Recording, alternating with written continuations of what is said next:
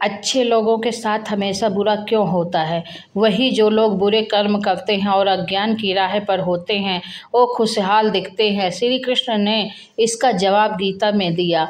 गीता सार, आपने महसूस किया होगा कि जो लोग अच्छे कर्म करते हैं वो परेशान रहते हैं, वहीं जो बुरे कर्म करते हैं वो खुशी से रह रहे होते हैं। अच्छे कर्म करने वाले परेशान होते हैं कि आखिर उन्हें इतनी परीक्षा क्यों देनी पड़ रही है, जबकि जो अधर्म की राह में हैं वो खुश हैं और ज़िंदगी का लुत्फ़ उठा रहे हैं। अगर आपके मन में भी ये सवाल आया है तो आज हम आपको इसका जवाब देंगे। ये जवाब तो है जो भगवत गीता में लिखा है और श्री कृष्ण ने अर्जुन को दिया था।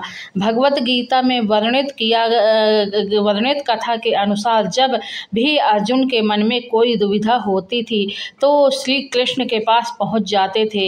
एक बार की बात है, अर्जुन भगवान श्री कृष्ण के समीप आकर कहा कि वो दुविधा में हैं और इसका जवाब वो श्री कृष्ण से चाहते हैं। श्री कृष्ण ने पूछा कि क्या सवाल है?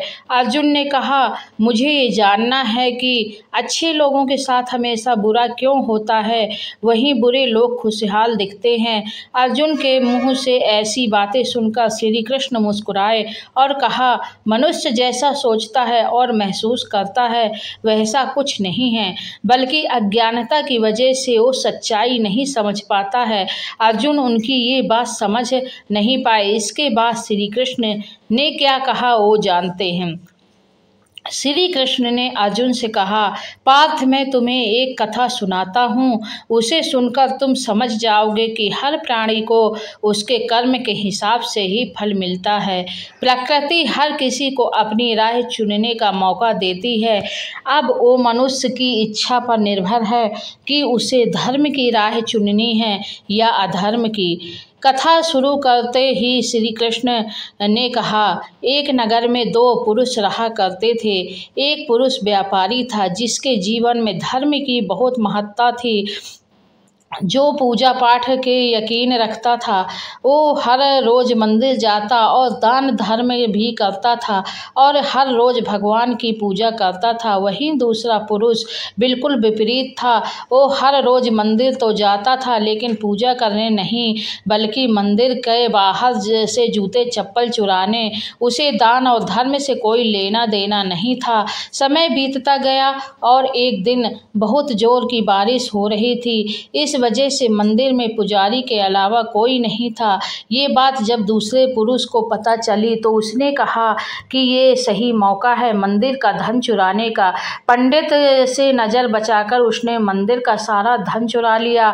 उसी समय धर्म कर्म में विश्वास रखने वाला व्यक्ति भी मंदिर पहुंचा। दुर्भाग्य से मंदिर के पुजारी ने उसे चोर समझ लिया और चिल्लाने लगे। वहाँ लोग एकत्र हो गए और उसे बहुत मारा। किसी तरह वो बचते बचाते वहाँ से निकला तो दुर्भाग्य ने उसका साथ वहाँ छोड़ दिया। मंदिर के बाहर वो एक गाड़ी से टकरा गया और घायल हो गया। फिर वो व्यापारी लंगड़ाते हुए घर जाने लगा। रास्ते में उसने कहा, आज तो मेरी किस्मत चमक गई, एक साथ सारा धन मिल गया। 11 सुनकर व्यक्ति को बहुत बुरा लगा। उसने अपने घर जाके सारी तस्वीरें निकाल के तोड़ दी।